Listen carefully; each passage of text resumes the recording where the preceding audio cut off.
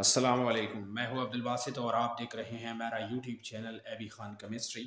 Today our lecture is lecture number 32 and this is about properties of organic and inorganic compounds. चलो शुरू करते हैं। Properties of organic compounds and properties of inorganic compounds. ये organic और inorganic compounds में differentiation भी है।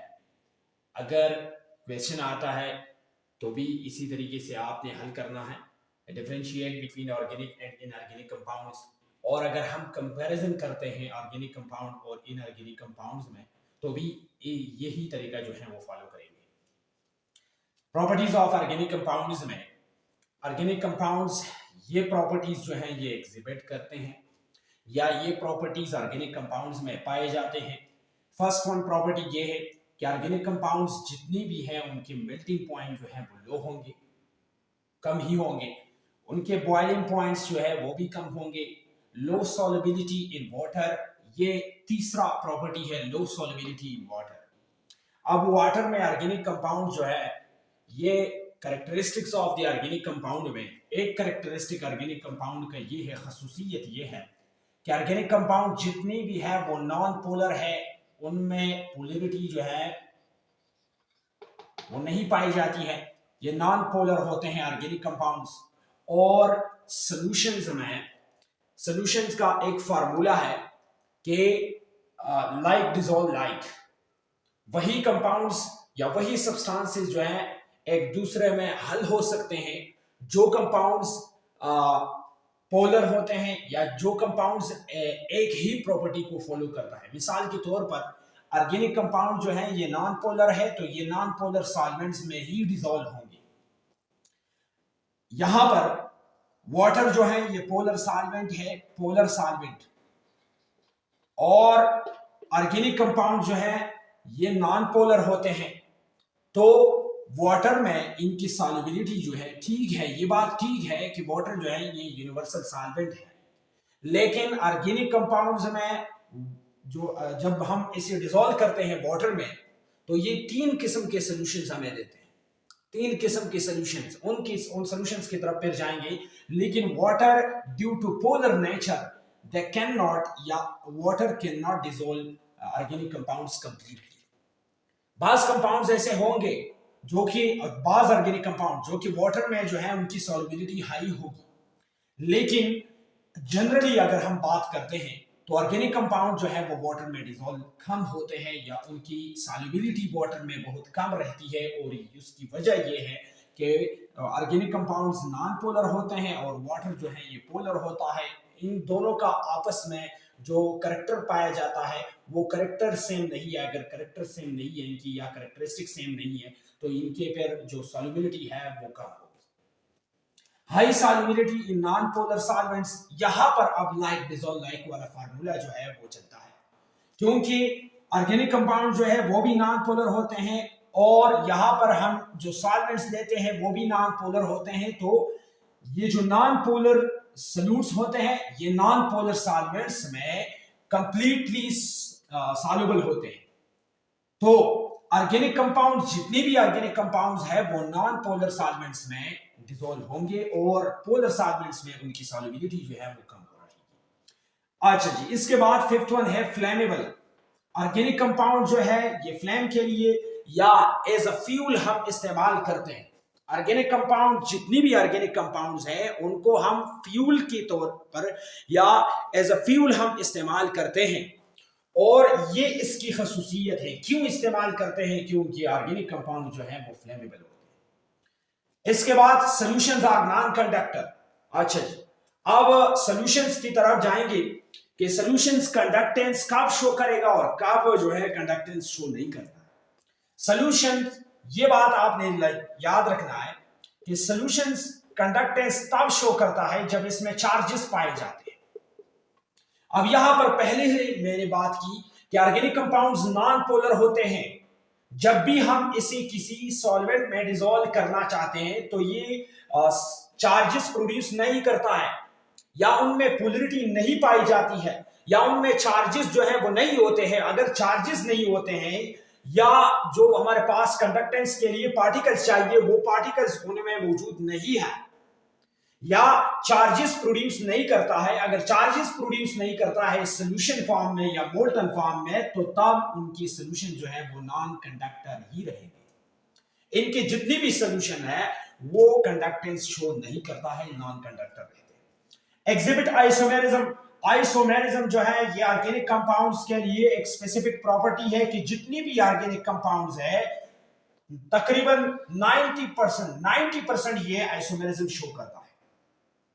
Exhibit covalent bond, ये भी ऑर्गेनिक कंपाउंड्स का कैरेक्टरिस्टिक है कि ऑर्गेनिक कंपाउंड में कोवेलेंट बॉन्ड जो है वो रहेगा, या जितनी भी उनमें एटम्स होते हैं, और ये ऑर्गेनिक कंपाउंड्स का हम एक कैरेक्टरिस्टिक में भी शामिल कर सकते हैं कि ऑर्गेनिक कंपाउंड का एक ही खसूसियत जो है वो ये है कि ऑर्गेनिक कंपाउंड में कोवेलेंट बॉन्ड जो है वो पाए जाते हैं। यहाँ पर जितनी भी एटम्स जो है वो कॉम्बिनेशन में होते हैं, वो कॉम्बिनेशन जो है वो कोवेलेंट बॉन्ड ही रहता है। फिर इसके बाद इनके रिएक्शन जो है, इनके रिएक्शन बहुत स्लो होते हैं, क्योंकि यहाँ पर ये भी कंडक्टेंस के साथ रिलेटेड है, क्योंकि यहाँ पर ये आयनिक फॉर्म में नहीं होते हैं, इसमें दो स्टेप्स आते हैं, इन रिएक्शन में दो स्टेप होते हैं।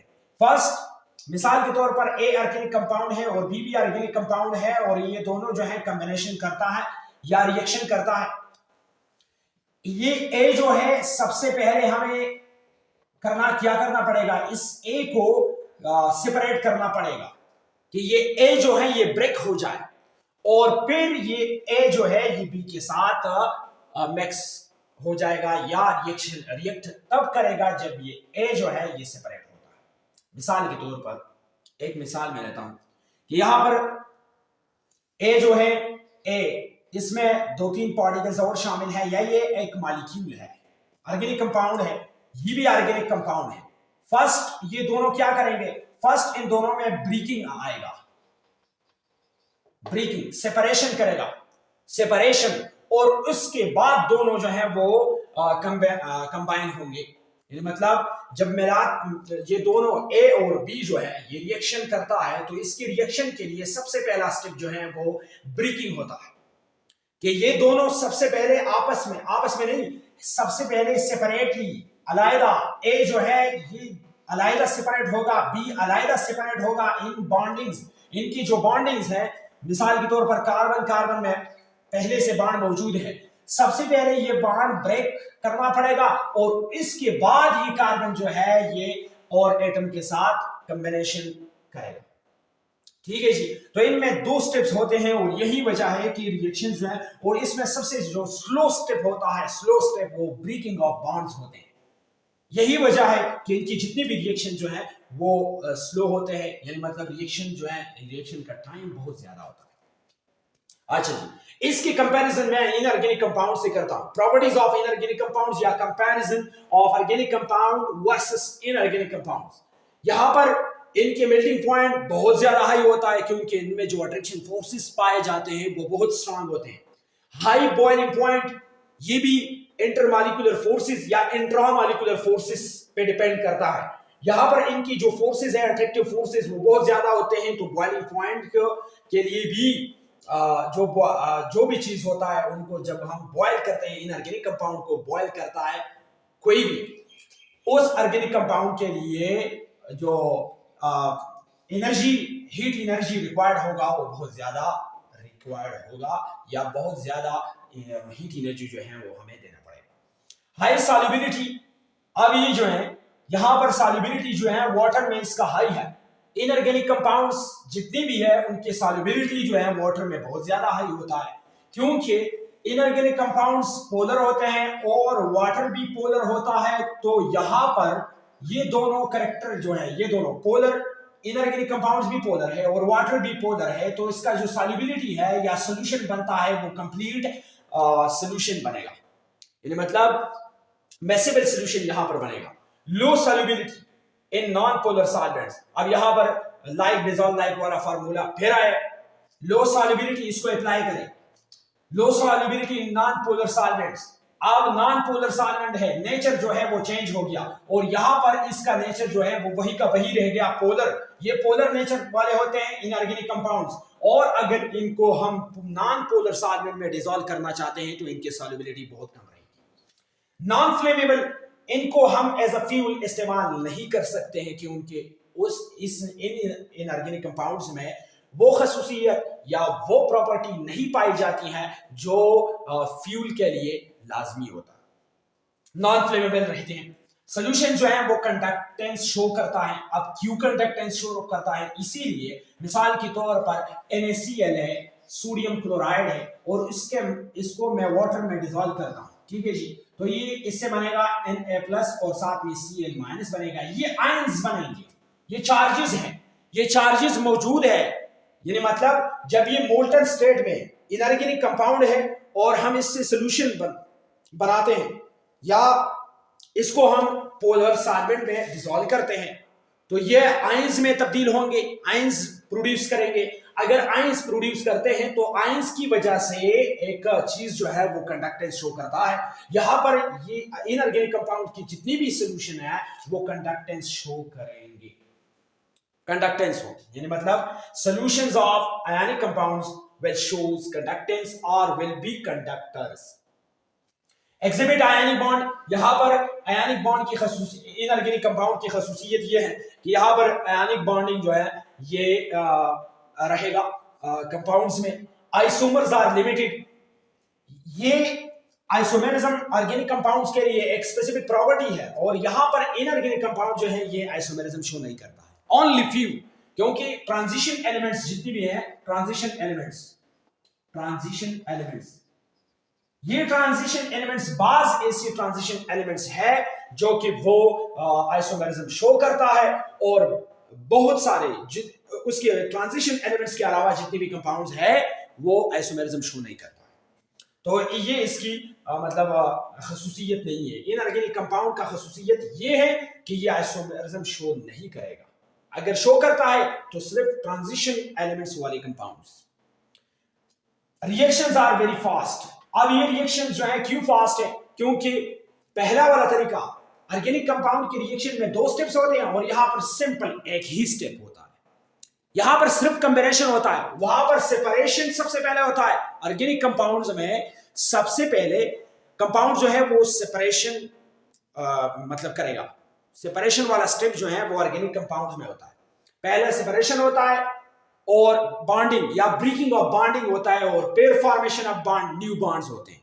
ये दोनों स्टेप ऑर्गेनिक कंपाउंड्स में पाए जाते हैं।